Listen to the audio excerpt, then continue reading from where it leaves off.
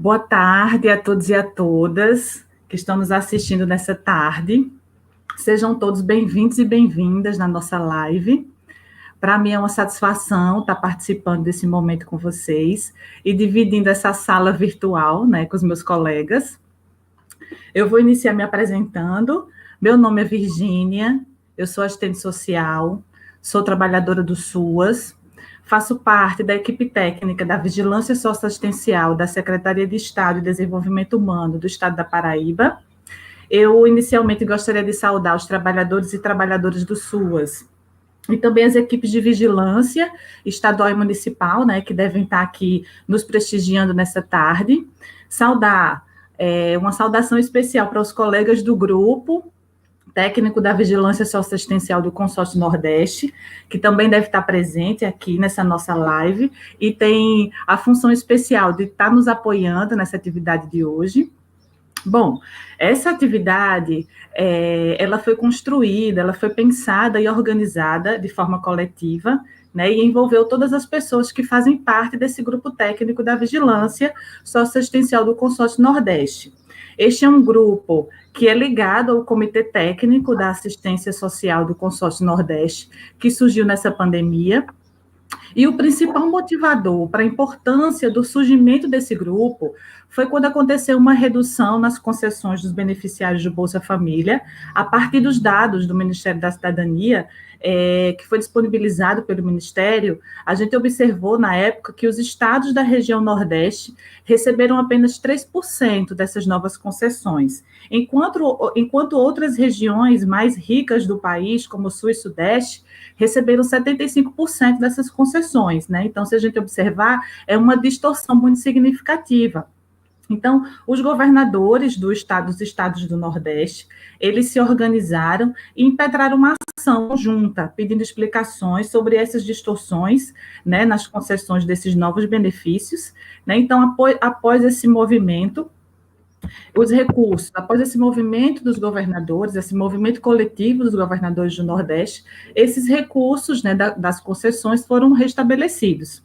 E como a área da vigilância tem o papel de produzir, organizar e sistematizar essas informações sobre a realidade socioterritorial, que dê ferramenta, que dê subsídio para o planejamento da gestão, ela foi convidada a fazer parte desse comitê técnico. Então, esse grupo técnico já realizou até o momento 17 reuniões, 17 encontros, né? E desses encontros são produzidos, são elaborados alguns produtos, né? Então, até o momento, a gente já elaborou, a gente já construiu de forma coletiva 3 boletins que já foram publicados e publicizados e divulgados, e o último boletim, a nossa 4ª edição do nosso boletim, ele vai estar trazendo o resultado da pesquisa que foi realizada com os trabalhadores do SUAS na região Nordeste, né? Então, esses materiais que a gente está produzindo são materiais importantes, porque ele tem fonte de informações, ele traz dados sobre como é que está posta a realidade da política de assistência aqui na região Nordeste. Né? Uma outra iniciativa também importante que surgiu durante os nossos encontros foi justamente a abertura desse canal, né, aqui no YouTube, para que a gente pudesse promover esses diálogos, para que a gente pudesse aprofundar as nossas discussões sobre a área da vigilância. Então, como a área da vigilância ela deve zelar pela qualidade das informações, como primeira atividade, a gente resolveu discutir sobre o censo SUAS, né? Primeiro porque ele está acontecendo agora, nesse momento, já houve a abertura do censo, e a gente julga que é importante que se fale dessa ferramenta. Então, nessa tarde de hoje, nós vamos dialogar sobre esse importante instrumento de gestão que acontece anualmente desde 2007, né, e que ao longo dos anos ele foi se aprimorando e ampliando sua abrangência, né? Então, sem mais delongas, eu desejo que a gente tenha uma tarde produtiva de bastante aprendizado. Tenho certeza que essa tarde ela será muito produtiva para todos e todas que estão participando dessa live. Eu vou passar a fala para o meu colega Rodolfo, que irá dar as boas-vindas, que vai se apresentar, vai apresentar as nossas colegas que vão contribuir com esse diálogo nessa tarde de hoje sobre o Censo SUAS, e ele também vai explicar sobre a metodologia que a gente vai utilizar nessa atividade, tá? Obrigada, com você, Rodolfo. Boa tarde, pessoal. Aqui quem fala é Rodolfo. Eu sou da Vigilância do Estado de Alagoas, faço parte da Vigilância aqui do Estado de Alagoas, faço parte também do grupo de trabalho que a Virginia já colocou, da Vigilância Socioassistencial do Consórcio Nordeste. Então, a gente vai falar um pouco para vocês sobre o Censo SUAS, né, que já abriu, que já está aberto o preenchimento do Censo SUAS para esse ano de 2020. Então, a gente vai conversar um pouco sobre isso. Deixa só liberarem aqui para a gente o material para começar a apresentação. Então, vamos lá. O Consórcio Nordeste ele é feito pelos os 9 estados do Nordeste, né? Ele é um grupo que foi criado pelos governadores, e aí várias secretarias fazem parte desse consórcio, e entre elas a assistência social. Então, dentro desse grupo da assistência social, foi criado um grupo de trabalho da vigilância, e dentro desse grupo de trabalho da vigilância, a gente conta com técnicos da própria vigilância, né? Claro que é o caminho para esse grupo.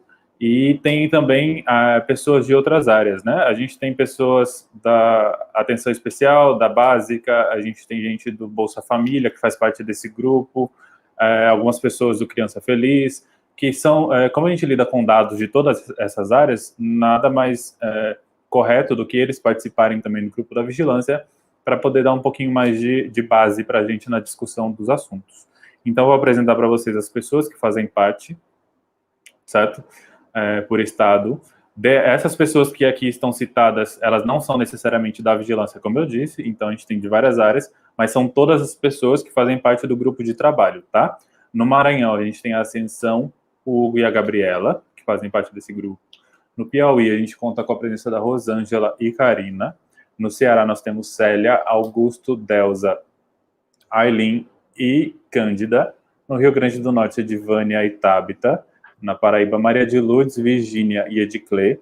No Pernambuco tem a Shirley, que está fazendo parte dessa apresentação também, o Sidney, a Cláudia. Em Alagoas, sou eu, Rodolfo e a Fernanda. Em Sergipe, a gente tem a Elaine. Na Bahia, Laura e Jaimilton. A gente conta também com a participação de 2 pessoas do Paraná, que elas prestam um apoio para a gente, né, que é a doutora Maria Luísa e a doutora Jucimere, que são professoras também, e elas prestam um apoio para a gente na questão da discussão da vigilância em si. Então, elas dão um certo suporte para a gente no debate, né? Elas agregam bastante aí na questão do debate. Durante a apresentação, pode ser que surjam dúvidas, né, da parte de vocês, e em relação a essas dúvidas, algumas já foram colocadas para a gente num formulário que a gente enviou inicialmente, então a gente já pegou algumas dúvidas mais pontuais, assim, aquelas que a gente vai conseguir explicar melhor aqui nesse debate, nessa apresentação, já colocou dentro da apresentação essas dúvidas, então no decorrer da live vocês vão perceber que alguma dúvida que você possa ter enviado nesse formulário já está sendo respondida. Caso surja alguma outra dúvida, o pessoal do grupo de trabalho vai estar no chat prestando atenção. Se a gente conseguir, a gente já vai responder direto no chat. Caso a gente não consiga dar atenção à dúvida que você colocou, e como é uma live, a gente não tem a possibilidade de debate, de abrir para vocês falarem por vídeo e ter esse contato mais próximo, então vai ter que ser por comentário. Então, caso a gente não consiga responder nos comentários ou na apresentação mesmo, eu indico para vocês procurarem a vigilância municipal de vocês. Se não for possível, se vocês não conseguirem contato, ou caso não tenha vigilância no município, entre em contato com a vigilância do seu estado, tá certo? Para tirar essa dúvida. E, dependendo de como for, a vigilância do estado vai entrar em contato com o Ministério da Cidadania para tirar essa dúvida, se não tiver resposta. Ou então você tem um canal também direto do Ministério da Cidadania, para tirar essas dúvidas que podem vir a surgir durante a live, ou até mesmo na hora de um preenchimento de um relatório, um dos questionários do censo, né? Então, fique bem atento nessa questão, procure sempre alguém para tirar a dúvida, não deixe para a última hora para fazer isso, tá? Para evitar que a gente não tenha algum questionário respondido de forma incorreta. A gente escolheu esse tema, né, do Censo SUAS 2020, porque é algo que a gente precisa debater agora, porque já abriu o calendário, então está no momento de se discutir sobre isso. Então, nada melhor do que abrir a nossa sessão de lives com este assunto, né? Então, foi por este motivo que a gente está iniciando com ele. Independente desse debate que a gente vai fazer aqui, toda a informação que a gente vai passar, a gente está tomando como base os manuais e as ferramentas que são disponibilizadas. O que a gente disser aqui é para complementar, ele não substitui as informações que são passadas pela Vigilância Federal. Então, a gente não pode entender que tudo que a gente está dizendo aqui vai desconsiderar o que eles falam lá, caso tenha algum conflito. Então, a gente sempre vai tentar se basear no manual, nas regras que são discutidas pela Vigilância Federal, tá certo?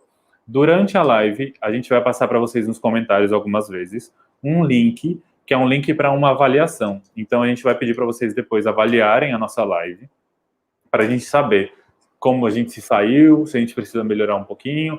Então, se vocês puderem participar, a gente vai ser muito grato, né? Porque vai ajudar a gente a construir esse canal. A gente pretende fazer outros assuntos aqui. Então, para que a gente possa construir assuntos da melhor maneira possível, nessa avaliação a gente deu também algumas opções para vocês escolherem alguns assuntos para a gente debater nas próximas lives, tá? Então, responda, participe. Vai estar sempre passando nos comentários o link da avaliação. Então, já deixa ele aberto aí, caso já comece a aparecer, para que no final da live você possa avaliar a nossa apresentação e também dar esse feedback para a gente, né? De como a gente pode melhorar e apresentar da melhor maneira possível para vocês.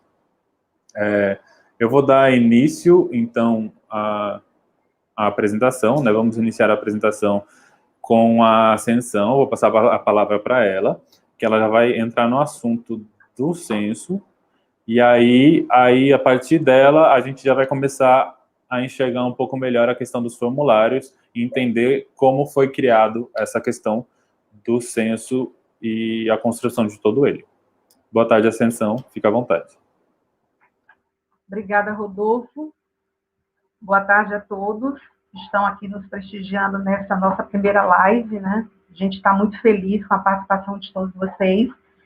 Meu nome é Ascensão Rocha, eu sou servidora de carreira da Secretaria de Estado de Desenvolvimento Social do Estado do Maranhão, faço parte do grupo técnico da Vigilância Socioassistencial da Secretaria Adjunta de Assistência Social.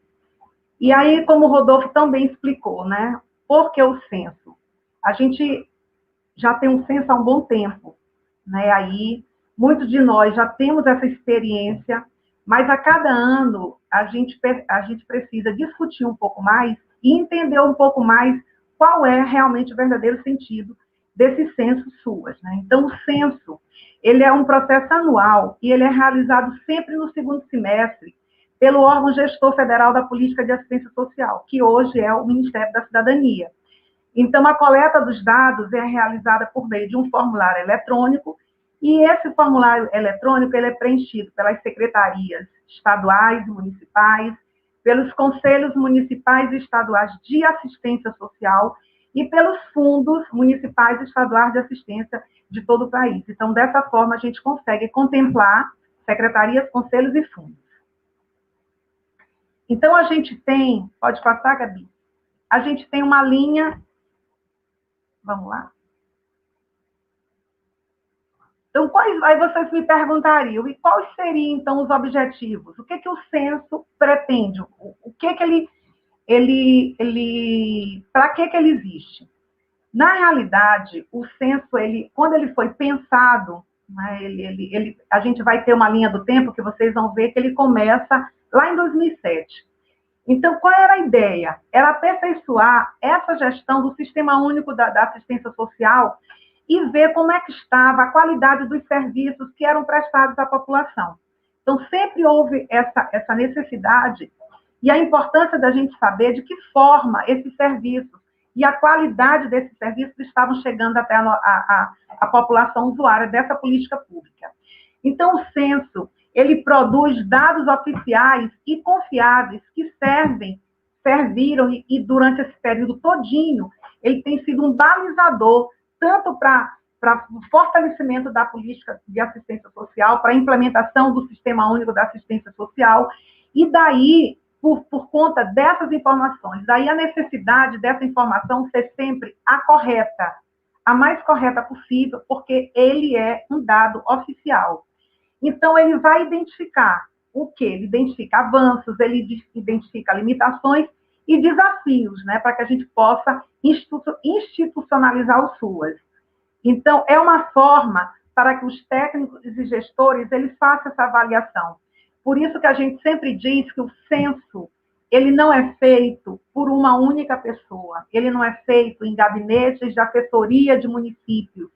O censo é uma discussão feita com as equipes técnicas locais. Para isso, a gente sempre orienta, peguem o formulário, tragam para a versão aqui, vamos discutir, as equipes discutindo, para que essa resposta seja a mais confiável possível. Pode passar? Então, aí a gente trouxe essa linha do tempo para vocês. Então, em 2007, quando ele começa, hoje eu tive até a oportunidade, né, de ouvir a Cíntia do MDS falando. Quando a gente pensou, era só um questionário. Então, era só uma fichazinha que a gente chamou de a ficha de monitoramento CRAS. Então, quando começou, quando o Ministério imaginou esse primeiro momento, lá em 2007, como acontece, isso é bem natural com qualquer coisa que a gente vai implementar, a gente nem imagina o tanto quanto isso vai aumentar, a dimensão desse trabalho e o que ele pode se tornar, como hoje está o Censo SUAS, né? Então, em 2007, é lançada essa primeira edição, que foi chamada de Ficha de Monitoramento CRAS. Em 2008, ele é renomeado como Censo CRAS 2008. Né? Então, ele deixa de ser essa ficha de monitoramento e ele passa a ser o Censo CRAS. Em 2009, foi pensado, não, nós temos os Centros de Referência Especializados de Assistência Social, que são os CREAS, e eles também precisam responder. Então, em 2009, ele passa por esse processo que entrou o CREAS e o CRAS, e aí ele passou a ser denominado Censo SUAS.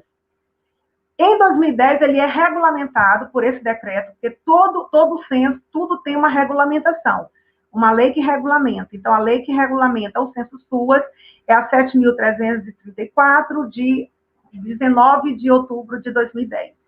Então, em 2010, entra também a primeira vez que há a coleta da informação do órgão gestor estadual e municipal e também dos conselhos municipais, estaduais e a rede privada. Em 2011, aí a gente vai só acrescentando formulários, né? Em 2011, houve o acréscimo do Centro POP no Censo SUAS. Em 2008, foi incluída a rede de acolhimento e a rede privada que estava sendo coletada, ela deixa de ser coletada. Por quê? Porque na maioria dessa rede privada que era coletada, ela abrangia a rede de acolhimento. Então, ela deixa de ser coletada. Em 2014, entram os centros de convivência. Até hoje, muita gente tem dúvida, muitos municípios ainda têm dúvida se o que ele tem no município é um centro de convivência ou não. Né? Então, ele precisa entender que, para ser um centro de convivência, ele tem que ter uma equipe específica, que não a do CRAS, uma equipe específica, e esse serviço ser ofertado em um outro espaço, mas desde que a condição fundamental é de que tenha uma equipe própria, para que ele seja considerado realmente um centro de convivência. Em 2015, entra os serviços de proteção social especial. Em 2016, entra o questionário do Centro-Dia e similares. Em 2017, entra a família acolhedora. Em 2018, entram os fundos de assistência, né, o estadual e municipal, e agora, em 2020, a novidade são os postos de cadastro único. Pode passar? Aí, a gente faz, assim, mostra para vocês como ele foi aumentando ao longo desses períodos, né? Então, a gente tem aí essa linha do tempo detalhada para vocês depois olharem com calma como é de 2007 até 2020, né? Então, a gente sempre colocando em cada ano o que foi acrescentado.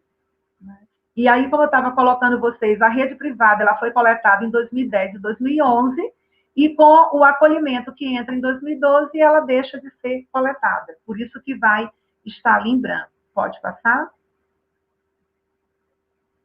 No Censo SUAS 2020, nós temos 14 questionários, né? Então, nós temos o questionário hoje do CRAS, CREAS, gestão estadual, que vai a gestão estadual municipal, a estadual e a municipal, nós temos o do Conselho Estadual Municipal, Centro POP, Acolhimento, Centro de Convivência, Centro Dias e Similares, Família Acolhedora, Fundo de Assistência Social Estadual e Municipal e os postos de cadastro único.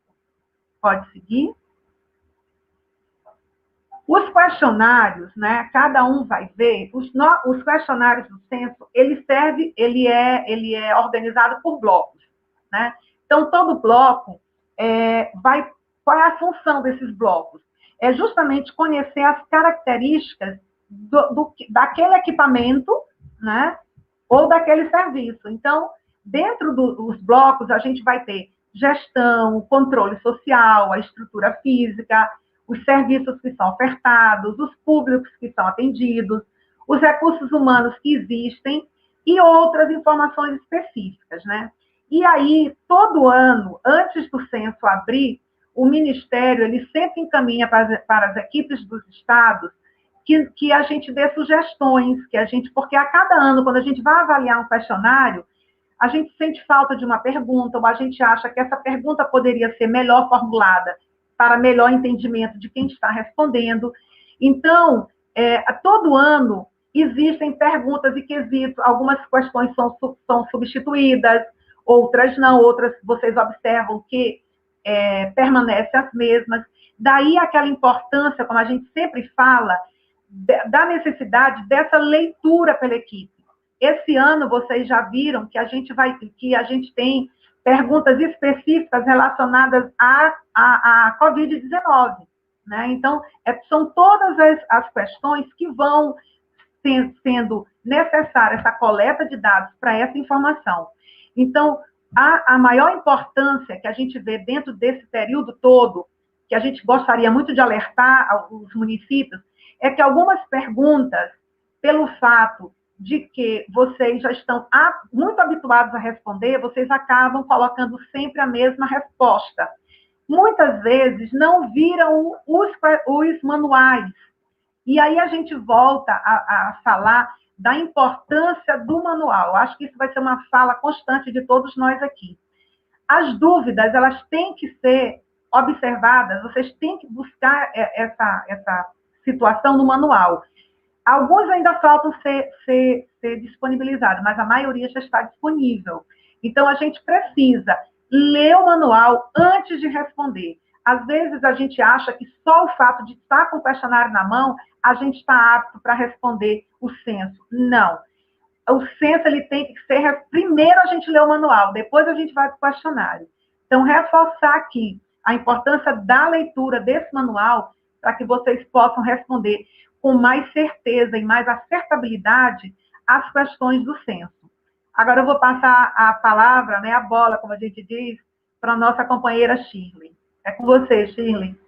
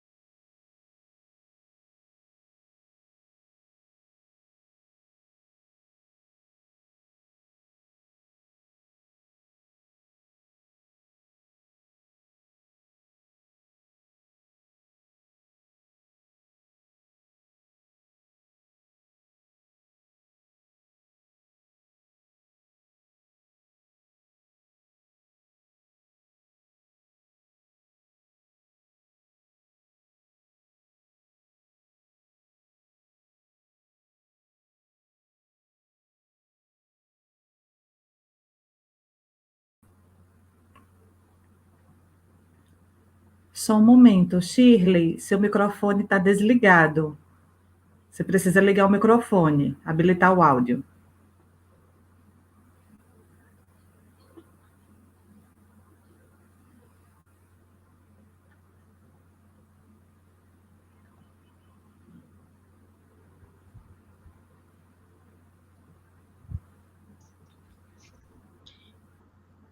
Gente, boa tarde. Eu estava falando aqui, eu acho que eu estava sem som. Eu vou repetir rapidinho, tá? Eu sou Shirley, sou de Pernambuco, da Vigilância Socioassistencial, e para iniciar a minha fala, eu queria trazer um artigo que saiu no início da pandemia no Estadão, por uns professores, né, da USP, da FGV, e que o título do artigo dizia assim: sua intuição não é suficiente, porque precisamos utilizar pesquisas e avaliação para qualificar as políticas e serviços públicos. E aí, quando tem esse título, né, o que é importante a gente se perguntar quando a gente está no processo, né, de nossos processos de trabalho, né? Uma é, como é que o nosso gestor, ele toma decisões? Em que informações, né, ele deve se basear para tomar as decisões, né, no âmbito da política de assistência? E, por fim, qual o nosso papel, né, sobretudo quem trabalha na área de vigilância,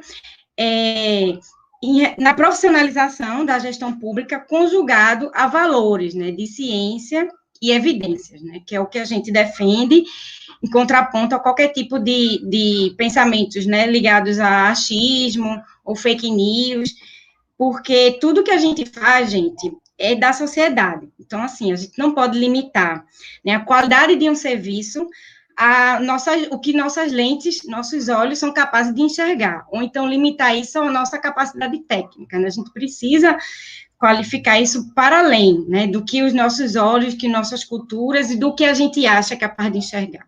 Né? E eu estou falando isso porque isso tem tudo a ver com Censo SUAS. E no título desse artigo, que se vocês colocarem ele no Google, ele aparece, ele traz uma frase que, para mim, ela é muito simbólica, é importante. Ele diz assim: não há mais tempo a perder. Não se pode mais tolerar atividade com base em achismo.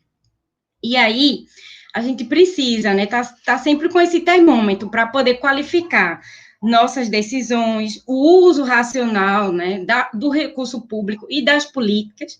E aí, dentro dessa perspectiva, né, eu trago esse segundo ponto, que é o de monitoramento e avaliação. Eu não vou adentrar muito nesse detalhe, mas a Nobel SUAS, ele traz, né, esses dois itens que são organicamente articulados, né, para dentro do capítulo da vigilância, e que, resumidamente, né, monitoramento e avaliação, eles são nada mais, nada menos do que respostas das demandas da sociedade de aprimoração das políticas públicas. Né? Então, por isso que é importante a gente sempre estar nesse movimento de avaliar o que deu certo e também o que não deu certo, que é tão importante do que o que deu certo, né? Até porque a gente percebe que existem muitos problemas no processo de implementação, né? Uma coisa é a gente ter um projeto, outra coisa é a gente, de fato, conseguir realizar esse projeto. E o monitoramento e avaliação, ele nos possibilita a ajustar as questões que são fundamentais ali naquele percurso. E o Censo SUAS também tem tudo a ver com isso.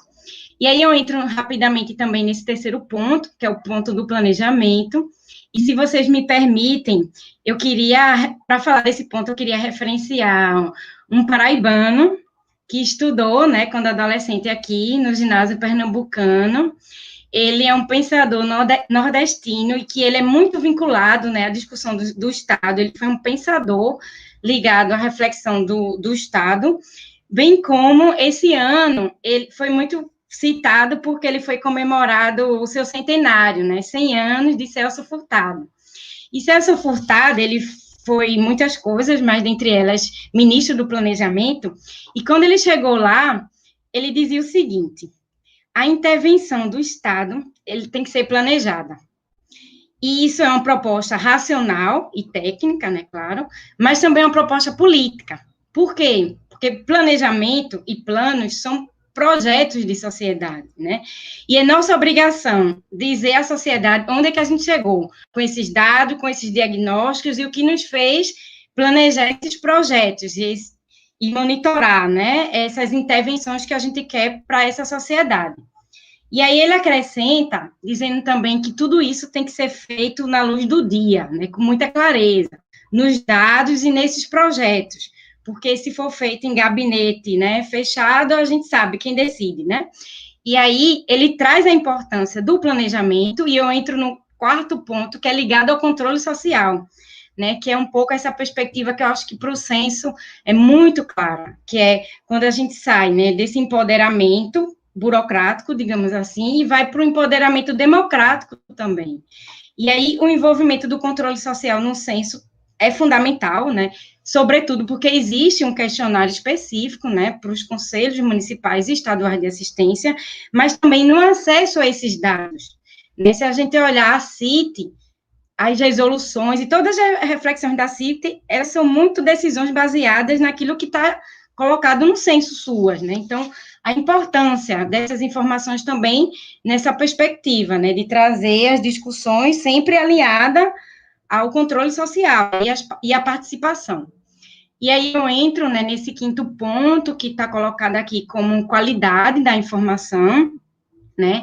É importante também colocar que o censo SUAS são dados oficiais, eu acho que a Ascensão já colocou aqui, é autodeclaratório, né, mas é preenchido por um servidor público, né, e tem fé pública. Se vocês não, né, que eu tenho certeza que todo mundo vai ler, mas quando vocês pegam o manual, né, uma das primeiras frases que tem dizendo é: as informações declaradas por um agente público neste questionário possuem fé pública e constituem registros administrativos do SUAS. O fornecimento de informações inverídicas é sujeito, né, ao agente responsável a algumas sanções. Isso é colocado em todos os manuais, e a gente coloca a importância também de trazer aquilo que está, né, enquanto realidade, uma vez que qualquer informação equivocada revela uma realidade equivocada. E se a gente quer avançar, né, na perspectiva de análise e, ao mesmo tempo, de pensar avanços para o SUS, a gente precisa ter esse diagnóstico real, né?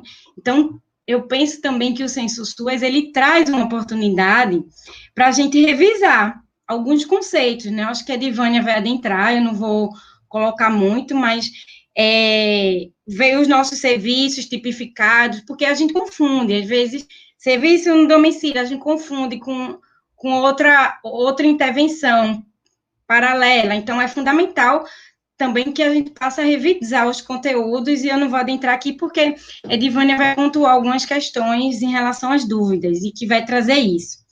E passando, né, para esse sexto e último ponto desse slide, eu trago essa questão que para o censo SUAS também é bem interessante, né, que é esse processo de coordenação estratégica, né. É importante colocar que o censo SUAS, ele não é um momento hierárquico, que a vigilância está empoderada de tudo, muito pelo contrário, né? A gente indica que a vigilância possa coordenar estrategicamente o censo SUAS, mas que cada setor, né, ele possa ler manual, se responsabilizar pelo instrumental, né, deste manual, e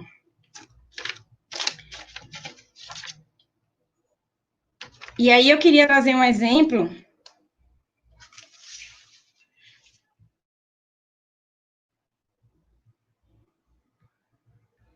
Só uma dúvida, eu caí, foi?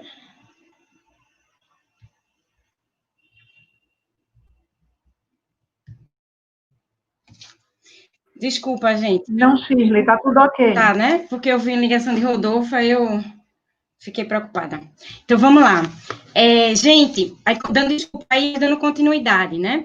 Eu queria só citar um exemplo, assim, de como é importante cada setor ler o seu manual, né? Tem Cláudia Souza, que é da alta complexidade, e ela lê no manual da alta complexidade, né? Eu li o manual, mas veja a diferença da leitura. Quando ela leu, ela notou que no bloco 4, questão 25, no serviço de acolhimento, né, entre aquelas atividades que tem dizendo que é promovida sistematicamente, aí tem dizendo que nesse questionário, que o envio do relatório tem que ser semestral. só que tem uma lei, a 13.509, que mudou desde 2017 e diz que tem que ser trimestral. A gente até entrou em contato com a vigilância do município, nacional, para ver se eles alteram, mas veja a diferença e a importância, né, de cada setor, a básica, ler o manual e se responsabilizar por esse preenchimento, a mesma coisa a média e assim sucessivamente, né? Isso aqui é mais um exemplo, mas o quanto é importante essa discussão. E, por fim, né, gente, eu trouxe uma imagem aqui que ela tá pequenininha, mas o que eu quis trazer nessa imagem é um pouco um trabalho, né, um trabalho de bricolagem, que é aquele trabalho em que a gente pega os fragmentos, coxas de retalho, e a gente passa a unir aquilo. E quando a gente une, né, a gente começa a integrar, criar formas, sentidos e transformar, né, uma matéria em outra. E eu acho que isso tem muito a ver com o trabalho da vigilância. Pode passar, Gabi. Por quê? Porque o trabalho que a gente faz é isso, de organizar os dados, relacionar e trazer sentidos, né? Inclusive, dentro dessa imagem, tem a imagem aqui de homem, mas para trazer um pouco nessa dimensão, assim, da vida, né? Eu falo muito o termo antropológico, né? Carne e sangue, porque quando tem carne, tem sangue, tem vida. Então, esse é o sentido, né? Da gente organizar esses dados e essas informações e essas integrações, né? Que a gente percebe que não são, como é que eu posso dizer? Não tão isoladas, né? Por exemplo, a gente vê nossos principais indicadores, né? Está aí na apresentação, né? A gente tem o IDCRAS, o IDCRES, o ID Centro-Pop, a gente tem o IGD SUAS, o Pacto de Aprimoramento, né? Que o novo ainda está em processo de revisão, mas existe, o ID Conselho e o ID Acolhimento, que ele está pronto, mas os dados ainda não foram tabulados, né? Mas aí, se a gente pegar o IDCRAS, a gente vê o quanto o IDCRAS se relaciona com o IGD SUAS, e como também um indicador, né, que é o IDCRAS, ele relaciona com vários outros sistemas, né, que são a interoperabilidade dos sistemas, que tem a ver com o RMA, que tem a ver com o Censo SUAS, que tem a ver com o CAD SUAS, enfim. Tem vários exemplos aqui para dar, mas dando continuidade, né, só para trazer essa dimensão importante, e bem como a importância do indicador, porque o indicador, ele nunca vai conseguir medir tudo, mas ele consegue pegar aquilo que está mais frágil e que a gente acompanha para ver esse processo de evolução, né? Nenhum indicador, ele vai começar com nota 10, mas, ao mesmo tempo, é aquela dimensão que a gente precisa monitorar, porque a gente quer melhorar e qualificar, né, as informações. E aí, dentro dessa perspectiva, essas informações, ela tem todo um sentido, que é na perspectiva sincrônica e diacrônica. E o que eu quero falar com isso? Quero dizer que, quando a gente fala, né, a dimensão do censo na perspectiva sincrônica e dessas informações, é porque múltiplos aspectos ali, eles vão informar, né, o social e o SUAS, dentro da perspectiva de que a gente pode olhar as análises nacionais, regionais, e a gente no GT da Vigilância discute muito, né, nossa relação do IDCRAS com os dados regionais e nacionais, bem como as singularidades, especificidades de cada território, de cada dimensão. E a perspectiva diacrônica é aquilo que a Ascensão já colocou muito bem, que é essa dimensão da base histórica, né, da origem, e também olhar essas transformações, né? Quando a gente começa com a ficha, e hoje a gente está com 14 questionários, isso traz a complexidade, né, da política, e a história, que por trás desses dados tem vida, tem muita energia aí de emoção e de luta, né, claro, dos trabalhadores, dos gestores, e de todo um processo aí de construção, né? Eu sei que tem uma equipe aqui assistindo a gente, com certeza, Márcia Lopes, Jucimere, Maria Luísa, e todo o grupo que sabe do que a gente está falando, e com certeza todo mundo que está aqui sabe, né, dessa história e dessa construção, e do que vai ser para frente, que vai depender muito daquilo que a gente conseguir construir hoje, né, seja da leitura crítica da realidade, seja daquela dimensão dos conceitos, né, que a gente, é muito caro para a gente os conceitos do SUAS, essa perspectiva da expansão do direito universal, em detrimento de caridade, em detrimento de ajuda, a reflexão de que é pandemia, mas não é tudo que pode, o SUAS, ele tem referências e conceitos e princípios que foi construído e que a gente precisa manter, enfim, não vou me alongar sobre isso, mas o censo tem tudo a ver com isso e é um momento muito importante para a gente. E aí eu vou passar a fala para a nossa colega do Rio Grande do Norte, Edivânia, e depois a gente volta, tá bom? Obrigada e desculpe alguns imprevistos.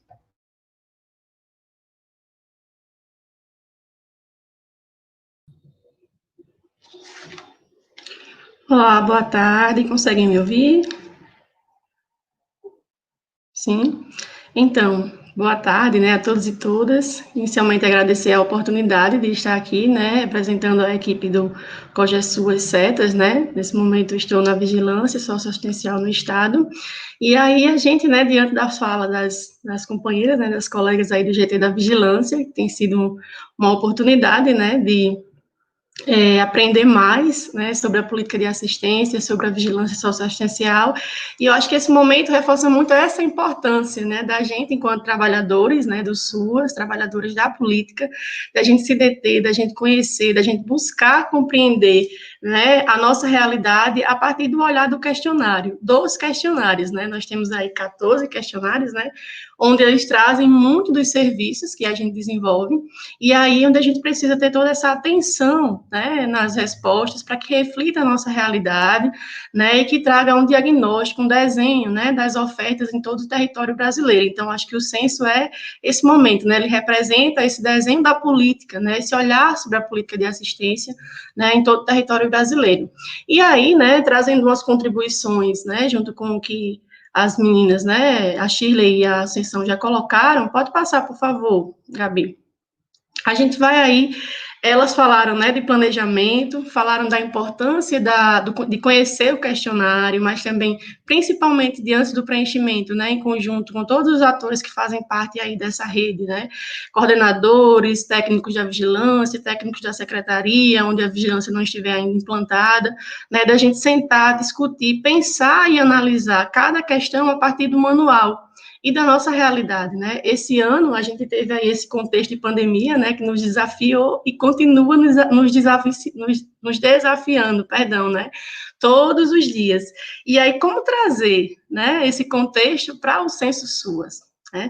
A gente vai observar que quase todos os questionários, né, eles trazem questões relacionadas à pandemia.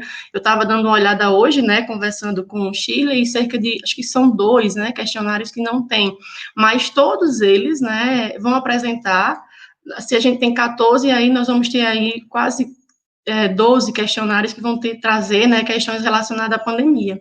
E aí a importância da gente se atentar, né, nesse processo, né, de preenchimento do censo, em conjunto, né, como as meninas já colocaram, mas só reforçando, da gente olhar todas as questões. E aí a gente traz aqui, né, um olhar acerca de alguns questionários, considerando principalmente aqueles que já estão abertos, que é o CRAS, né, e o Centro de Convivência. E aí eu chamo a atenção, né, para a gente se atentar não somente as questões novas, né, que vieram nesses questionários desse ano, mas também as questões que são diferentes, né, que se repetem, perdão, em questionários diferentes.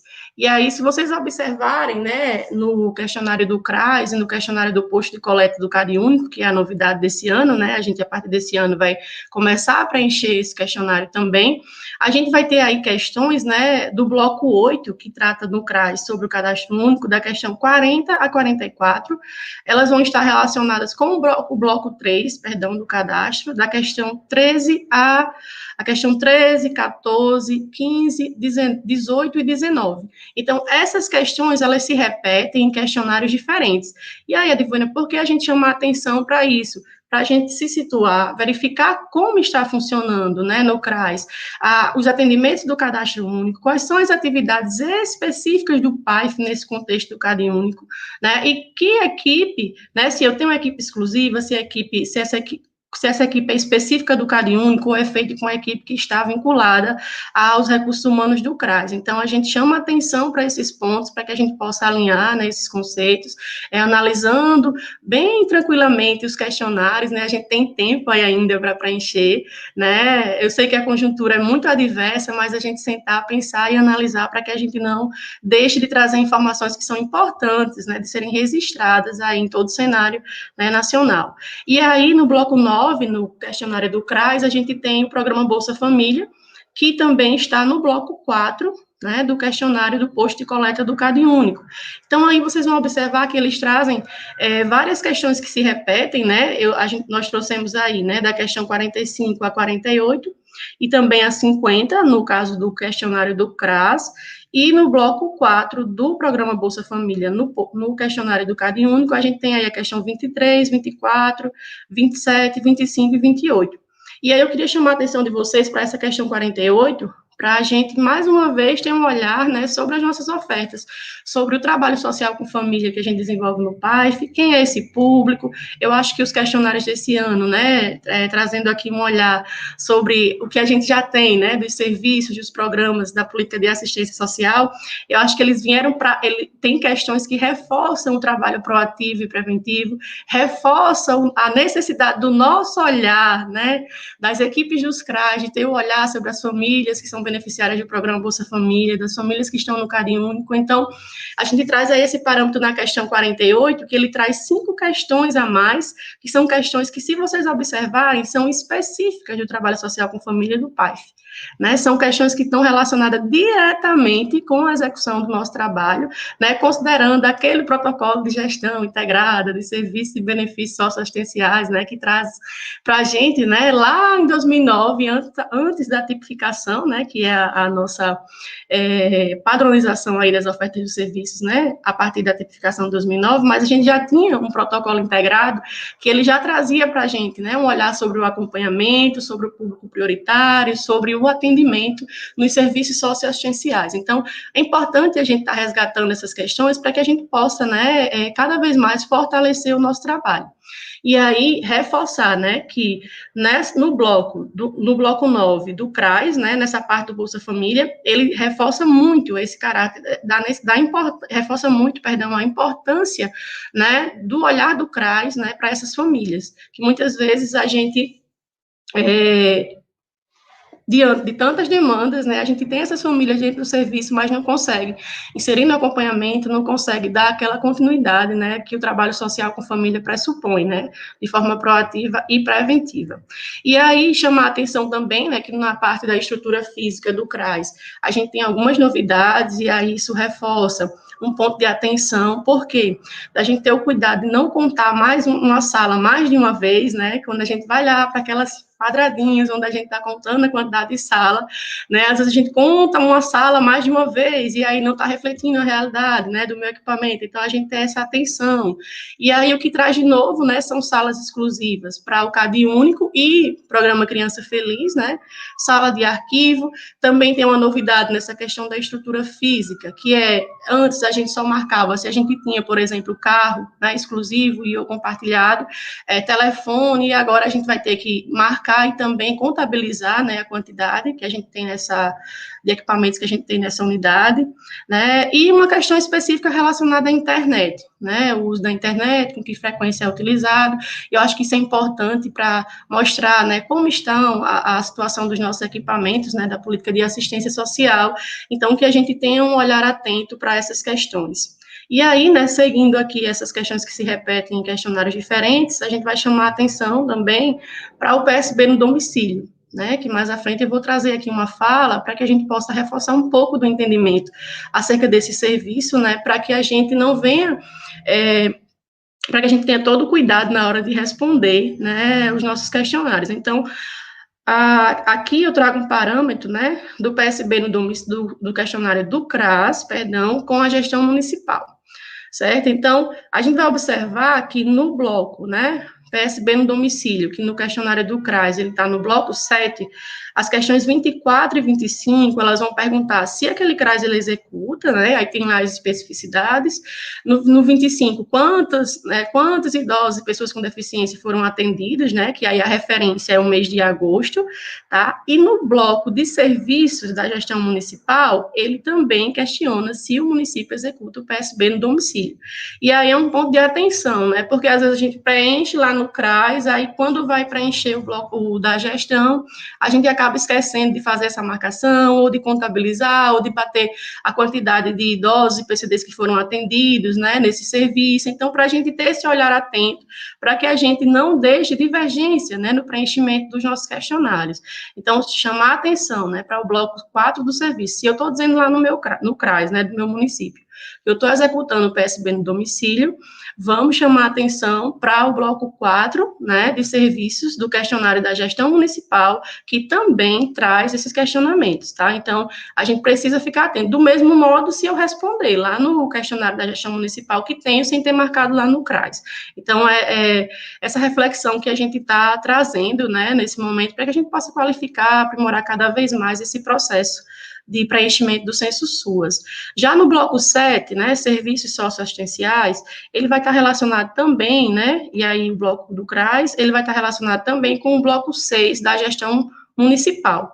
E aí eu chamo atenção para várias questões, né, porque a gente tem aí as questões, né, específicas que estão lá relacionadas, né, também, quando eu estou dizendo, né, que oferta os benefícios socioassistenciais no CRAS, eu tenho que lembrar que é se o CRAS concede e é entregue em outro órgão, se o CRAS concede e entrega, se o CRAS, se foi concedido em outro órgão e o CRAS vai entregar. Então, lembrar, chama a atenção da gente para o RMA, né, o manual do RMA, ele já traz essa especificidade, né, também. Então, lembrando também da gente estar fazendo essa articulação, né, com o registro mensal de atendimento do CRAS, para que a gente possa deixar as informações amarradinhas aí, considerando a nossa realidade.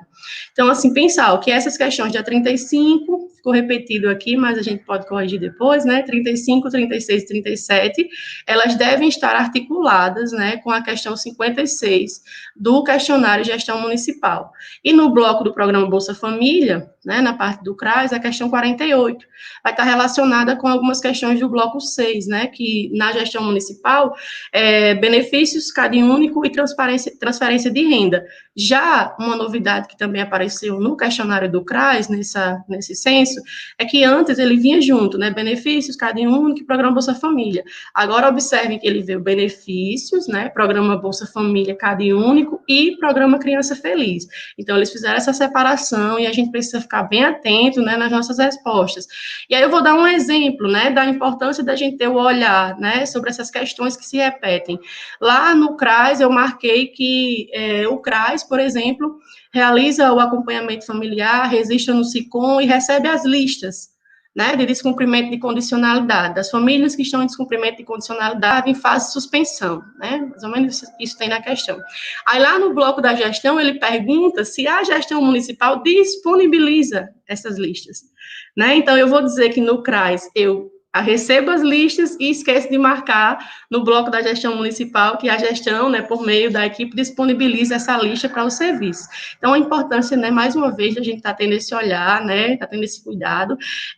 Os questionários nós preenchemos, né, eles abrem em etapas diferentes, em períodos diferentes, mas eles, né, em suma, eles estão aí articulados, né, com questões que têm uma correlação. E um outro ponto para a gente pensar é como a gente está respondendo cada bloco, né, se atentar, porque às vezes é uma questão que vem anterior, a questão 10, ela está relacionada com a questão 9, né, ou a questão 10 está relacionada com a questão 11, então sempre a gente ficar atento nessas questões, né, pode passar, por favor, Gabi.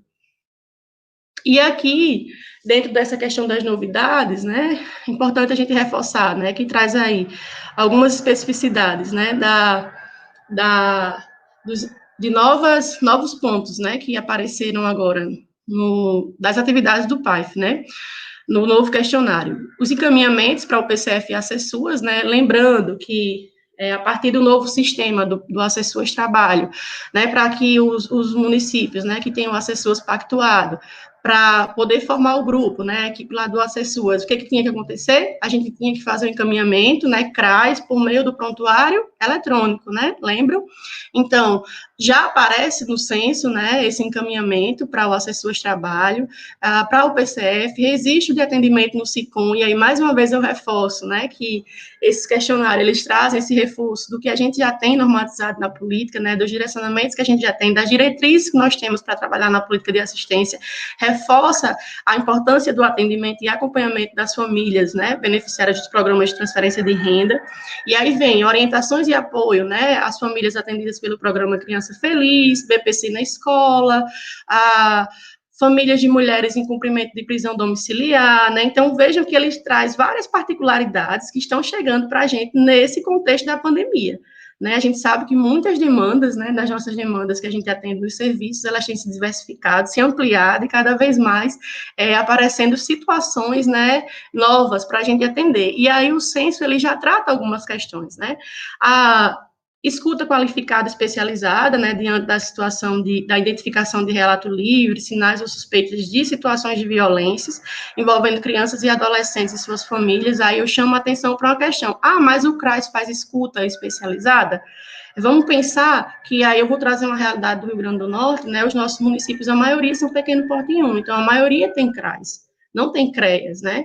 A maioria dos municípios, eles só tem o CRAS, então a gente também tem que pensar outras particularidades, né, que a política traz sobre essas questões, mas será que realmente o CRAS faz ou não esse atendimento, né? Considerando que em muitos municípios não tem no órgão gestor, né, aquele profissional que vai responder pela PSE, né, conforme o Pacto de Aprimoramento e a NOB, né, enfim. Então, a gente fica atenção para essas questões.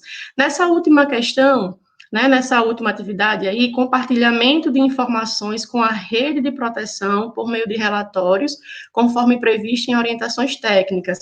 E aí, a última que tem é outros. E aí, eu chamo a atenção de vocês, né, para o manual, tá? Que na página 21 ele vai trazer que esse outros aí não é para a gente marcar se for outras atividades para além dessas que a gente já tem listadas. Mas se eu marcar essa questão aí, né, compartilhamento de informações com a rede de proteção por meio de relatórios, conforme previsto em orientações técnicas, eu vou ter que dizer com quem eu compartilhei. Se Conselho da Criança e do Adolescente, se Ministério Público, quem na rede eu compartilhei esses relatórios. Então, fiquem bem atentos para essa questão, para não entender que é outras atividades, mas não. Se eu estou marcando que eu compartilho informações por meio de relatórios, eu vou dizer com que órgão, nessa questão outros, eu compartilhei, tá bom? Pode passar.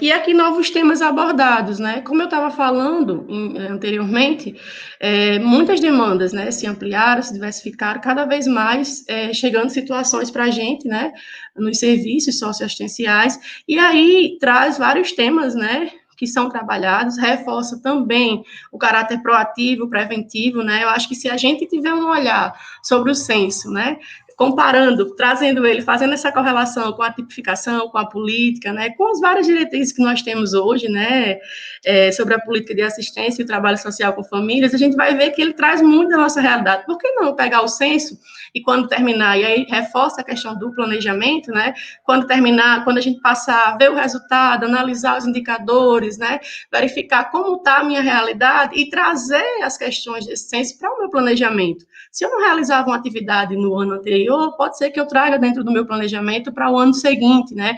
E a vigilância, ela tem um papel essencial nesse contexto, né? Nessa discussão, nessa articulação, nesse redesenho, né? De repensar as nossas ofertas a partir da nossa realidade. Eu acho que o censo, né, apesar da nossa dificuldade, da gente construir diagnósticos, da gente conhecer, de fato, o território onde a gente está inserido, eu acho que o censo, ele já traz esse clique, né, para a gente pensar aquilo que a gente não está realizando, né, como a gente trazer, né, para o nosso cotidiano de trabalho.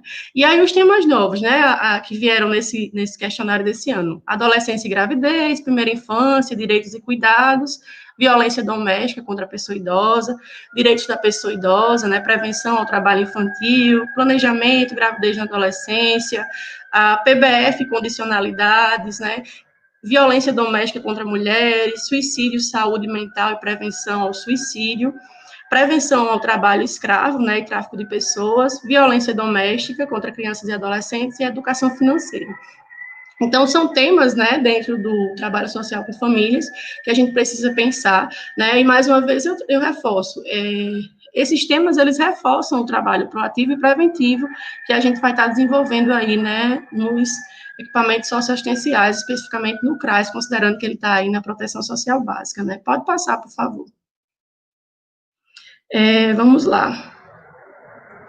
SCFV, né, é um ponto também que a gente considera de atenção, né, para a gente se situar, considerando que a gente ainda confunde um pouco o trabalho do serviço de convivência com o trabalho do PAIF, né, e aí chamar a atenção para esse bloco, né, aqui eu estou situando o bloco 4 do questionário do CRAS, né, especificamente a questão 17, e a gente ainda confunde muito a questão das equipes, quem são essas equipes que desenvolvem essas atividades, se ele é exclusivo, se ele é executado diretamente no CRAS, ou se rede referenciada. Então a gente chama a atenção, né, trazendo aí o que está especificado no manual, na página 27 e 28, mas reforçando, né, com as diretrizes que a gente tem para a questão das equipes, né, que compõem aí tanto o PAIF quanto o SCFV. Importante a gente reforçar que o serviço de convivência, né, e fortalecimento de vínculos, o SCFV, ele é complementar ao PAIF. Logo, as equipes de PAIF, as equipes do CRAS, elas vão atuar diretamente no planejamento, no acompanhamento, no monitoramento, na orientação e, principalmente, no atendimento, na acolhida, né, e no acompanhamento das famílias. E aí, eu deixo uma atenção aqui para o público, principalmente para o público prioritário, né, que a gente aí atende mensalmente nos serviços, mas o PAIF, ele é, né, o ator principal aí nesse processo do serviço de convivência. E aí, nessa questão, né, devem ser contabilizados aqueles atendimentos, né, exclusivamente os atendimentos coletivos, realizados no espaço do próprio CRAS, ou ainda os atendimentos realizados em outros espaços, desde que executado diretamente pela equipe do CRAS. Né, então, pensar, se ele é executado diretamente no PAIF, se eu tiver atividades no equipamento, no prédio físico do CRAS, né, eu estou executando diretamente com essa equipe, eu não tenho, nesse momento, o centro de convivência. Ou, às vezes, tem município que, por exemplo, desenvolve as atividades, né, da faixa etária de criança e adolescente, né, no espaço do CRAS, ou em grupos, né, com associações, com parcerias, né, na comunidade, e tem um centro de convivência, né, para idoso, por exemplo. Então, esse município, ele vai estar trabalhando nas faixas etárias de criança e adolescente diretamente, né, pela equipe do PAIF, e eu vou ter um centro de convivência onde eu vou trabalhar o público idoso. E aqui é importante a gente pensar, quem é essa equipe? Exclusivamente os atendimentos coletivos realizados no espaço do próprio CRAS, ou ainda os atendimentos realizados em outros espaços, né, desde que executados pela equipe de referência.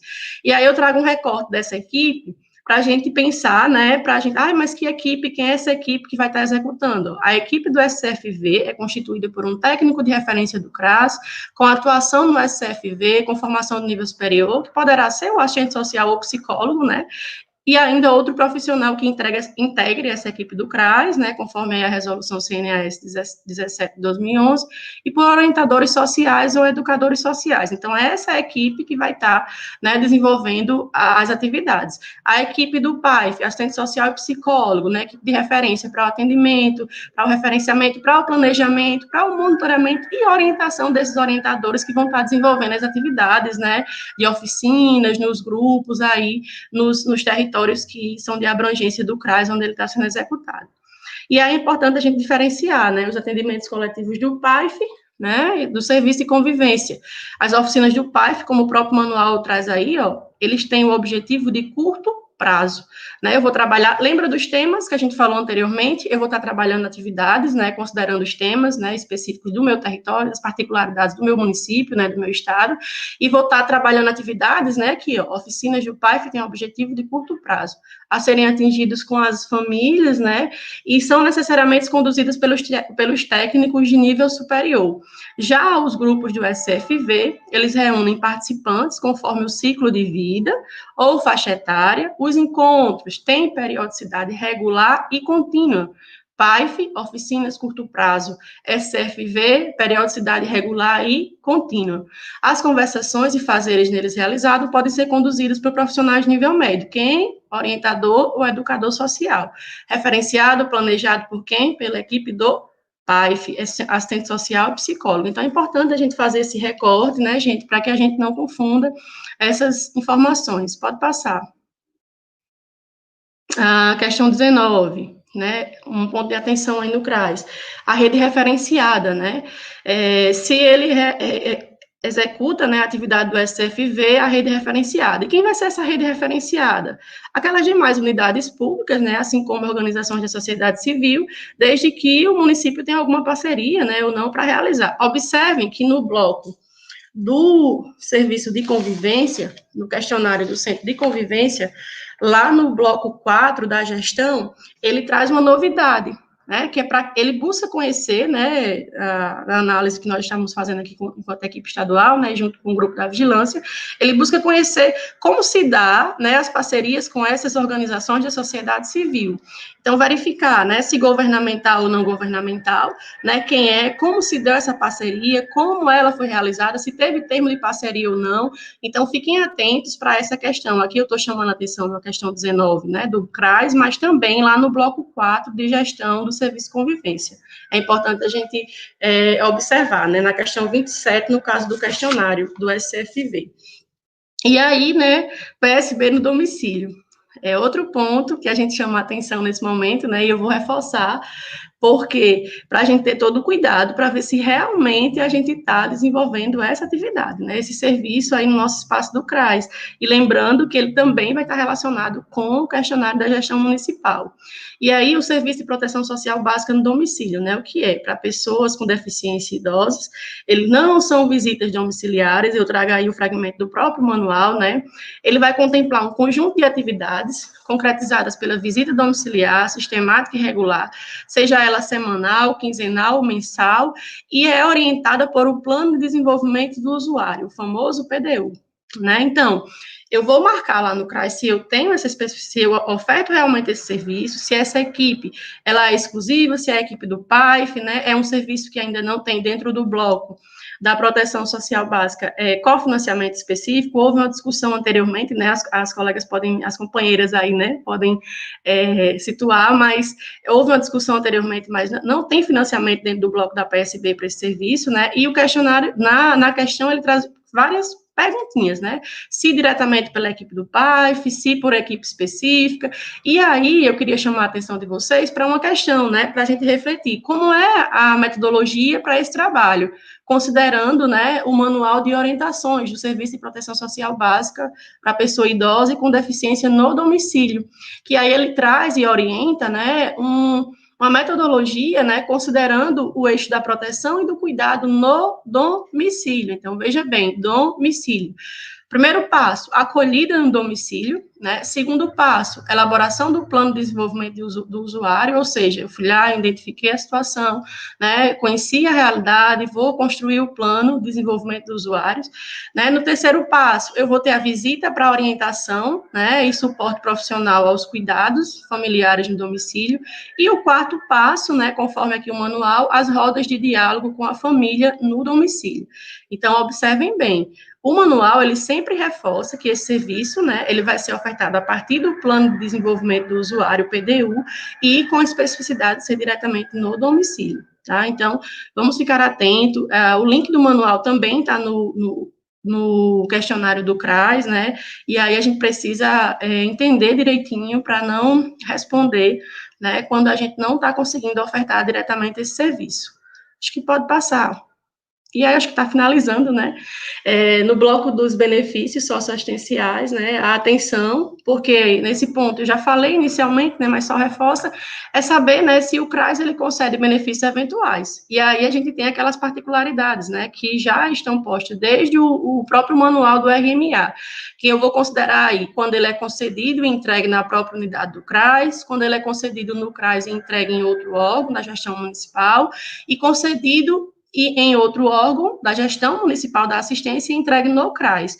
Então, essas especificidades que eu tenho que observar na minha realidade, se elas estão acontecendo, para mim poder estar preenchendo, né? E aí, é importante verificar, né, na questão 36, se os benefícios de calamidade pública, né, estão regulamentados. Chamar a atenção porque no manual de gestão municipal, ele fala dos benefícios, né, de benefícios eventuais, benefícios de situação de vulnerabilidade temporária, benefício de calamidade pública, mas lá na frente No bloco do Covid, ele traz novamente o questionamento sobre a regulamentação, sobre os benefícios nesse período, se teve regulamentação, se teve alguma questão relacionada. Isso foi uma coisa que me chamou a atenção no questionário de gestão municipal, porque ele já trazia a questão do benefício de calamidade pública, mas ele traz uma nova questão sobre isso, certo? E aí, reforço também aqui as portarias, né, que a gente teve aí nesse período da pandemia. Várias e várias portarias que a gente teve que estudar. E quantas vezes nessas portarias, né, a número 54, 58, a número 100, a 337, e a gente viu aquela palavrinha atividade remota, né? Meu Deus, quantas vezes a gente identificou essa palavrinha nas portarias que a gente veio estudando aí nesse contexto da pandemia. Então, lembrar que a portaria 58, ela trazia orientações, né, para os municípios sobre a questão da regulamentação desses benefícios, né, eventuais, e principalmente a questão da regulamentação através da legislação, né, da lei de criação, do conselho, né, estabelecendo aí os critérios. Então, é importante a gente chamar a atenção para isso na nossa realidade. Pode passar. Bloco 10, né, reforça aquilo que eu estava colocando, né, já. Funcionamento do CRAS durante a pandemia de Covid. Então, vamos ficar, né, atentos, gente, às atividades que a gente realizou. Lembrem, né, que as atividades remotas, conforme as portarias aí que eu já citei, 54, a número 100, elas trazem, né, as orientações sobre essas atividades, que a gente realizou essas atividades, chamar a atenção, né, para o cuidado no preenchimento, porque lá no bloco, né, da pandemia, né, especificamente nesse do CRAS, né, ele traz e pergunta como se deu o atendimento, né, ele pergunta como se deu a questão da organização das equipes. Então, vamos trazer a nossa realidade para que possa ser feito um diagnóstico, né, dos nossos atendimentos nesse contexto, considerando que nós estamos aí na linha de frente, sempre estivemos na linha de frente, e agora mais do que nunca, né, a gente precisa desses dados, dessas informações, né, concretas, qualificadas do nosso território, dos nossos serviços, porque a gente não fechou. A assistência social, ela permanece trabalhando e sempre esteve aí, né, aberta, funcionando diante de todo esse contexto. Então, no bloco da gestão, né, no caso do questionário do CRAS, né, observe que a questão 66, ela traz a especificidade dos sistemas, e aí uma coisa que eu sempre reforço, né, nos momentos de apoio técnico, nos momentos de estar discutindo com as equipes, né, aqui no nosso estado, e também com a equipe as equipes dos municípios, perdão, e as equipes estaduais, da gente pensar dessa descentralização do acesso, né. Observem que até o cadastro único, os relatórios do cadastro único, está sendo questionado se os técnicos dos CRAs, né, nesse momento, eles têm acesso. A importância dessa descentralização, dos profissionais dos serviços terem acesso a perfil CadÚnico, consulta, né? Às vezes é uma situação que o usuário chega no CRAS e precisa voltar para a central do cadastro único para poder ter acesso à informação, mas tem um perfil de consulta, né, no CadÚnico. Então, essa parte de sistemas é só para reforçar, observem lá a questão do SICOM, né, dos relatórios de informações do cadastro único, para que o CRAS ele tenha essa articulação, essa integração, e aí reforça essa importância para as vigilâncias, né, para as equipes de vigilância socioassistencial estar trabalhando aí nos municípios, essa descentralização do acesso, né, para que cada vez mais a gente consiga, né, registrar as informações. Anteriormente vinha só o prontuário eletrônico, agora vejam que veio vários outros sistemas que a gente aqui já vinha trabalhando, né, junto aos municípios, e reforçando a importância das equipes dos CRAs terem acesso a esses sistemas. E a questão 68, ela é uma novidade também, né, e traz aí a questão da referência e contra-referência, como ela ocorre, né? Ela questiona como no município tem ocorrido a referência e contra-referência das situações de violação de direito.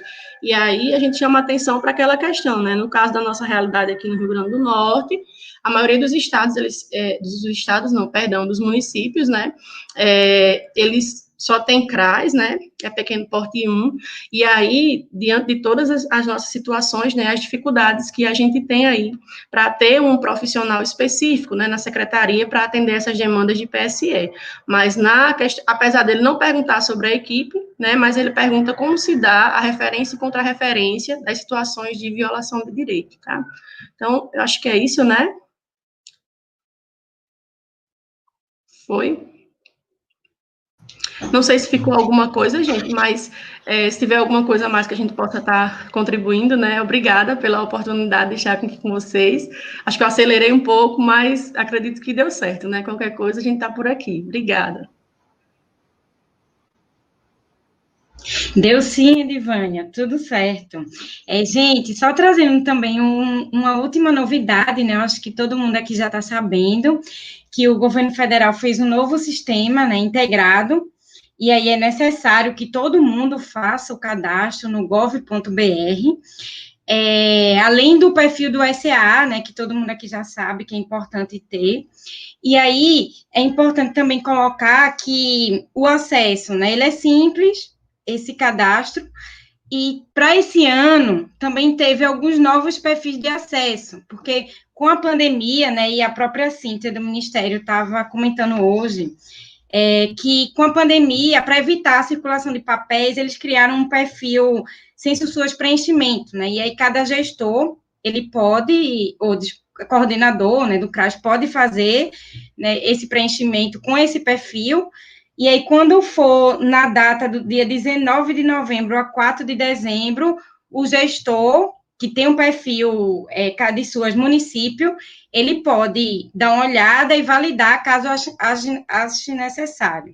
Mas, para quem quer mudar o fluxo, né, que alguns já têm os seus fluxos, e isso não impede que mantenham os seus fluxos, mas tem esses novos perfis, que é o perfil Censo SUAS preenchimento, né, que também é objetivo essa descentralização e a importância que a Edivânia já colocou muito bem. E aí, voltando um pouquinho para o gov.br, né, é importante que, para preencher o questionário do Censo SUAS, é necessário que faça esse cadastro. E aí, é bem simples, tá? Eu trouxe aqui um modelo, pode passar, Gabi, que aí vocês, quem preenche um Censo SUAS há mais tempo, sabe que quando a gente entra na página, né, era lá embaixo, que a gente colocava o login e senha. Agora é nessa setinha que está aí, é lá em cima. E aí, teve uma pergunta aqui sobre os manuais. Todos os manuais estão nessa página, nessa primeira página. Eu acho que Rodolfo já deve ter colocado lá no chat. Aí vocês podem acessar todos os manuais a partir daí. E para entrar no Censo SUAS, vocês vão lá em cima, e login. E aí, quando entra, ele vai para a página, pode passar, Gabi. Ele vai para a página do... Eita, passa mais um, Gabi. Ele vai para a página do gov.br, que você tem que botar seu CPF e sua senha. Ou seja, para poder entrar no Censo SUAS. Ou seja, quem não fez ainda esse cadastro, não consegue preencher o Censo SUAS. Então, a importância de fazer esse cadastro. E aí, algumas informações importantes, né? Gabi, se tu puder voltar, que ficou errado a forma, né? O Ministério, não é, gente? O Ministério recomenda usar o Google Chrome ou o Mozilla para esse preenchimento. As informações, eles vão estar sempre no site, né, do Ministério e no blog da Rede SUAS, as informações gerais. E também tem um manual, que a gente orienta, que é sobre essas senhas e perfis de acesso do Censo SUAS 2020. É um manual bem simples, pequeno, vocês podem dar uma olhadinha, caso tenha dúvidas. Pode passar, Gabi. E aí, finalizando, né, é importante também que antes de preencher, né, o Censo SUAS, vocês tenham o CAD SUAS atualizado, né, tanto os equipamentos quanto as pessoas físicas. Também garantir o preenchimento do RMA, sobretudo de agosto de 2020, é obrigatório. A leitura do manual, que já foi bem reforçada aqui, eu não vou adentrar muito. E em casos de conselho, gente, isso acontece muito. É importante que o preenchimento do conselho é feito pelo conselho, pela senha e login do conselho. Às vezes, o gestor vai tentar fazer com a senha dele e aí acha que está com problema. Não, é porque precisa ser preenchido, né, pelo login e senha do conselho. E aí, uma novidade também importante, que eu acho que a Edivânia citou, né, é a questão do bloco da Covid, que esse ano tem, a importância dele, né, para a gente identificar esse momento, 2020, que o Brasil está passando, e o SUAS também, né, quase todos os formulários têm esse bloco, se eu não me engano, é 1 ou é 2, a Edivânia até fez essa contagem, que não tem um bloco específico da Covid, mas a maioria tem, né, e essa é uma informação também importante. E, por fim, é fundamental colocar aqui que o Censo SUAS, ele é obrigatório. Quando ele não é preenchido, o cadastro daquele equipamento no CAD SUAS, ele é automaticamente inativado. E isso, consequentemente, tem interferências, né, em bloqueio parcial de recurso, né, e para para desativar isso, tem um procedimento, é possível, mas tem um procedimento, né, burocrático. E aí a gente reforça, né, não só a importância por tudo que a gente colocou aqui, mas também por essa obrigatoriedade, que é fundamental para que evite qualquer tipo de transtorno e sanção, né, para via um cofinanciamento, que a gente sabe que, apesar de insuficiente, não tê-lo também é desastroso, né? Então, fica um pouco essas dicas. Eu acho que, Gabi, não sei se tem mais, acho que não, né? Eu vou passar rapidamente aqui para Rodolfo e a gente, qualquer coisa, faz uma rodada. Ah, não, desculpa. Vou passar para a Ascensão, que ela já pegou aqui algumas dúvidas para esclarecer, e depois vem Rodolfo.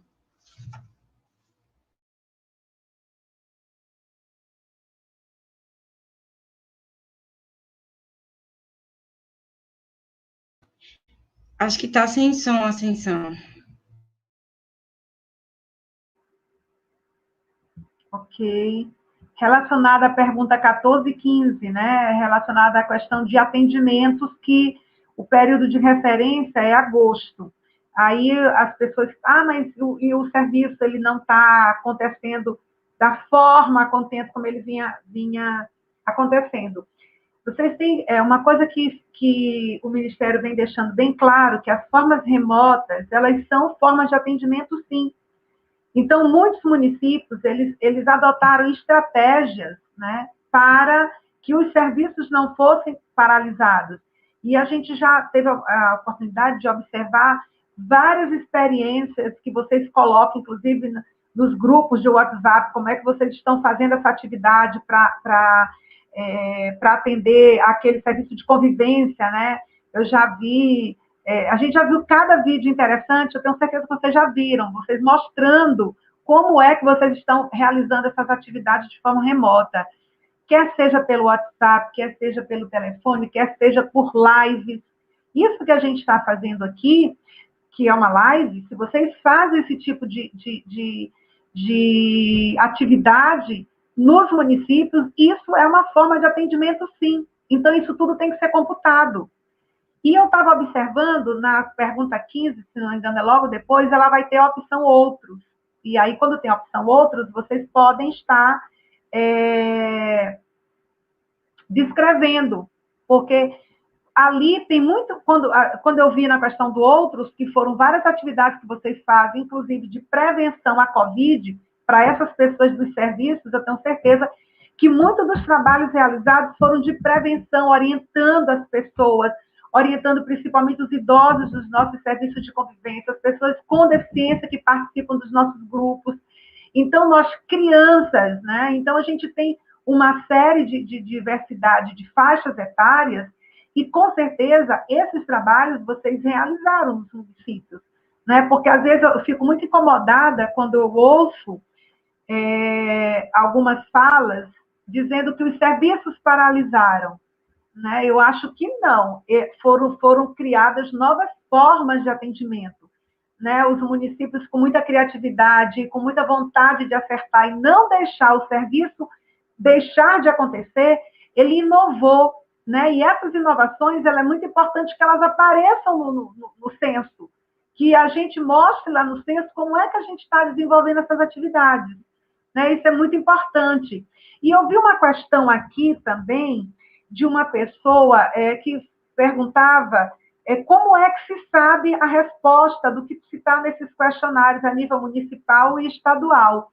E eu quero dizer para vocês que essas respostas, elas têm todos os anos, através do censo, né? O Ministério disponibiliza uma base de dados onde qualquer cidadão, através da página da vigilância, vocês poderiam até botar esse link aí também para facilitar o pessoal, para eles poderem acessar o censo. Inclusive, o censo 2009 está lá. Aí você vai baixar de acordo com a base, né? Se é CRAS, se é CREAS, de todo questionário, ele tem uma base de dados referente ao ano. E lá você vai identificar as respostas, não só do seu município ou do seu estado, mas de todos os estados e Distrito Federal e de todos os municípios brasileiros, todos os equipamentos. Porque vocês sabem que só dando um exemplo, o Maranhão tem 217 municípios, mas nós temos 318 CRAS. Então, o número de municípios nem sempre vai equivaler ao número de equipamentos, porque pode ser em maior ou menor quantidade, né? Então, vocês vão achar todas as respostas dessas unidades através do número identificador, que cada unidade tem o seu, e você pode ir lá na página do censo, que você vai ver todas essas respostas, como eu expliquei, de todo o Brasil, tá certo? Então, é fácil pegar a base, ela é disponibilizada para qualquer cidadão, e se você tem um pouco de noção de Excel, vocês vão conseguir, sim, pegar a base fazendo o filtro das datas, tá certo? Fazendo o filtro da pergunta que você quer. Era isso, gente. Foi o que eu consegui identificar de perguntas até agora. Eu não sei se teria mais alguma outra aí para a gente poder estar tentando esclarecer. Mas aí o Rodolfo fala, a gente passa a bola agora para o Rodolfo e a gente vai dar uma olhadinha, ver se a gente consegue identificar alguma outra pergunta aqui. Bom, gente, agora eu vou falar um pouco sobre o calendário do censo, tá? Ele já está disponível, ele está disponível no mesmo link que fica os manuais, caso você precise consultar. Eu coloquei no chat agora há pouco, a gente já vai colocar de novo. Então, se precisar consultar o calendário, entra lá no link dos manuais, que fica na mesma página, tá certo? Então, aqui a gente tem como questionário já aberto o CRAS e Centro de Convivência. Iniciou no dia 14 de setembro e vai até dia 13 de novembro. Então, já antecipa, já começa a preencher manualmente para poder lançar no sistema, para não ter problema nenhum na hora de enviar. Não deixa para o último dia, porque a gente sabe que às vezes o sistema sai do ar e coisas desse tipo. Então, se você deixar para o último dia, você corre o risco de não conseguir enviar esse formulário. Então, não deixe para a última hora, tá certo? Que o próximo a abrir, os próximos questionários a abrirem são os questionários de CREAS, Centro POP, Centro Dia e similares, que abrem no dia 28 de setembro e vai até dia 20 de novembro. Após esses três, vai abrir a unidade acolhedora, a unidade de acolhimento, no caso, municipal e estadual, família acolhedora e o posto de cadastramento, tá? De 5 de outubro a 27 de novembro. Conselhos municipais e estaduais, a gestão municipal e estadual, fundos de assistência municipal e estadual, de 19 de outubro a 4 de dezembro, e o período de retificação, que a gente tem até agora, que está descrito no calendário, é de 7 de dezembro a 11 de dezembro. Fica sempre atento na página em relação ao calendário, porque pode ser que mude.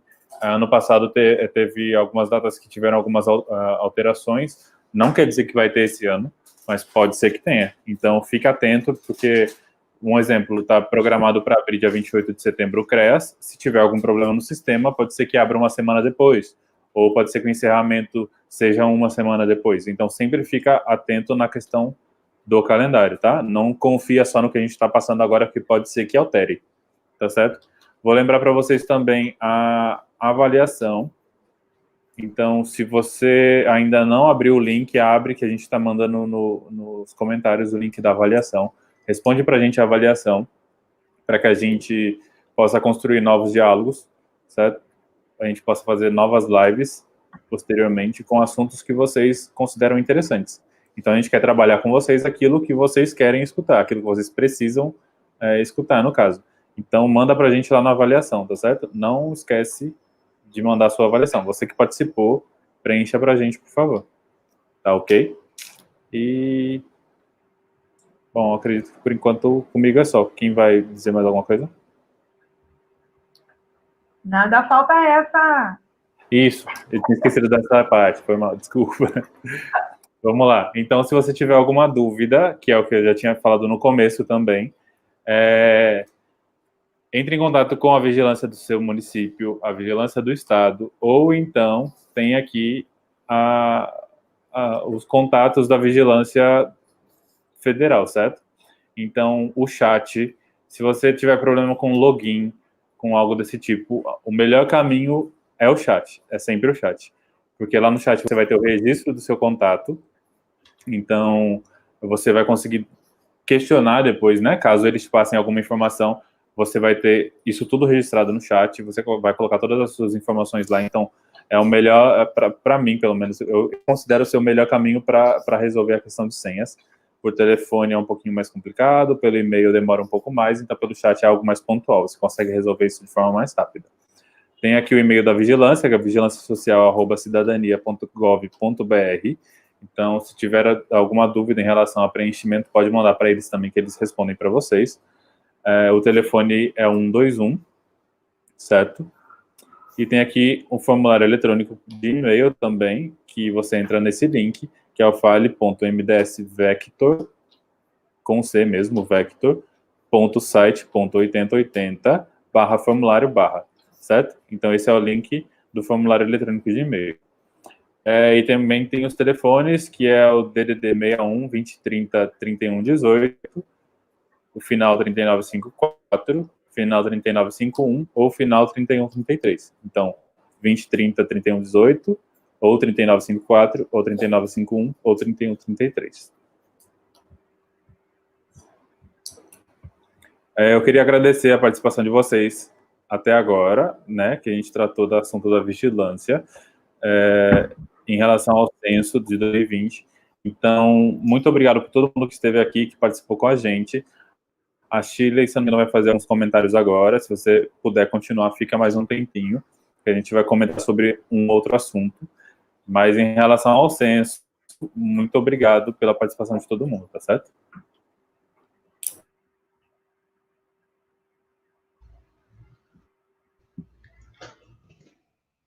Isso, gente.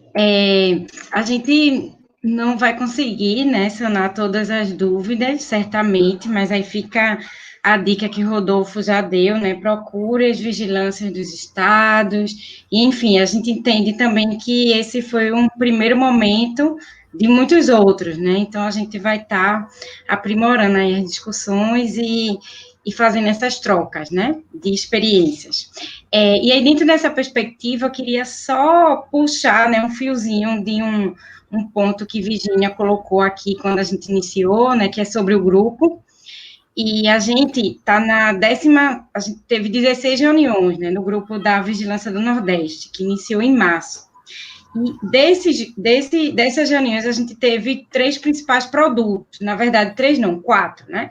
A gente teve 3 boletins que a gente recomenda que, caso vocês possam dar uma olhadinha, a equipe vai estar colocando aí, reforçando o link do boletim, tá, no chat, onde vocês podem encontrar, mas o boletim 001, né, ele traz uma análise nessa perspectiva de vigilância, né, que vai trazer o cenário da pandemia, como é que estão os casos da região do Nordeste, a questão do Bolsa Família e a redução, né, que naquela época teve uma redução de mais de 94 mil no Nordeste, comparado aos 11 meses anteriores, né. A gente também traz denúncias, né, de quem não estava recebendo Bolsa Família, né, bem como do auxílio, quem era Bolsa Família e não estava recebendo auxílio emergencial, bem como as dificuldades, né, que elas continuam para receber o auxílio emergencial, bem como redução do BPC, que naquela época era fevereiro os dados que a gente tinha, e no Nordeste teve uma redução de mais de 13 mil, tá, beneficiários. O boletim 002, que é de maio, a gente traz as dificuldades, outras, em complemento, né, do auxílio emergencial, traz a demanda estimada da população do Nordeste para o auxílio emergencial e o público elegível, né, e a insuficiência do auxílio emergencial anunciado pelos elegíveis do governo federal de atender a demanda da população, né, então a gente também traz essa denúncia, bem como a insuficiência da antecipação do BPC, que na época, quando a gente cruzou os dados, apenas 28% dos que tinham direito iriam receber, né? Então, a gente coloca aí as vulnerabilidades expostas, e esse está no boletim 002. E, por fim, né, o boletim 003, de agosto, que a gente tenta sair um pouco do foco da renda, né, e traz um pouco a capacidade protetiva, a rede de proteção, né, da política de assistência. E aí a gente inicia discutindo quem são os cidadãos usuários, né, do SUAS, esse termo a professora Odaísa sempre usa, né, e denuncia também, né, por exemplo, os CREAS, alta complexidade, né? Esses serviços, às vezes, tem locais que têm demanda e não tem a oferta, e vice-versa, né? Então, a gente relaciona isso também com o cofinanciamento federal, que a gente tem visto e acompanhado um déficit grande, né? E esse déficit também é em relação aos repasses dos recursos ordinários, em relação à portaria 2369, né, que reduz os recursos para a política de assistência, bem como a cobertura desse cofinanciamento, sobretudo para os serviços de média e alta complexidade, né? Se eu não me engano, mais ou menos, o cálculo que a gente fez era 36% dos serviços que existem da alta complexidade eram cofinanciados, e os outros? Os municípios, né, e os que têm financiamento estadual, mas aí a gente também faz um pouco, né, essa denúncia, bem como a gente traz algumas ações nossas, dos estados do Nordeste em relação à pandemia. Então, fica rapidinho um convite para que vocês possam dar uma olhadinha nos boletins, e eu já anuncio aqui, né, um outro produto, que foi a pesquisa de trabalhadores e trabalhadoras no SUAS, aqui no Nordeste. Essa pesquisa foi apresentada, né, acho que há uns 15 dias atrás, está no Facebook do FONSEAS. A Ascensão e Maria Luísa arrasaram lá nas discussões, então a gente recomenda que não só olhem o debate, mas fiquem atentos que está no forno o Boletim 004, que a gente vai visibilizar um pouco, né, essas demandas e trazer a importância, né, que a gente, trabalhador, é a mediação direta e a resposta direta do Estado, né, então a gente precisa ter condições de trabalho e a gente traz um pouco esse diagnóstico, né, a partir das respostas dessa pesquisa, que foram respondidas, tenho certeza, por muitos de vocês que estão aqui. Então, a gente também faz esse anúncio e coloca que o GT está à disposição, é tudo em construção que a gente está fazendo, né? A gente pode dizer que o GT da Vigilância do Nordeste é uma palavra que está em busca de muitos significados. Ele está ligado ao Comitê Técnico da Assistência Social do Consórcio Nordeste, então a gente também visa subsidiar, né, os gestores, para fazer para ter as informações, para fazer as incidências políticas, para fazer suas intervenções e pensar, né, ordenamentos da política de assistência. Então, é um pouco isso que a gente está construindo, e que temos aqui 5 pessoas que vocês estão vendo, mas esse grupo é maior, tem representações dos 9 estados, e também tem grupo, para finalizar, eu queria agradecer que as pessoas que estão não só assistindo, mas que estão contribuindo aí no chat. Eu vi que tem Fafá, tem Luciana, tem uma equipe aí que estão respondendo também, né, e ajudando nesse apoio, e dizer que a gente possivelmente vai retornar e discutir temas que, a partir da avaliação que vocês responderem, a gente vai estar analisando e vendo como a gente pode aprimorar, tá bom? Obrigada, e eu acho que a gente finaliza, né, Virginia? Sim, estamos caminhando, né, para o final da nossa live. Eu queria agradecer a contribuição das meninas, né, das maravilhosas contribuições, né, de Ascensão, Edivânia e Shirley. Agradecer também a Gabi, que ficou aqui na assessoria, passando os nossos slides para que tudo funcionasse da melhor forma possível.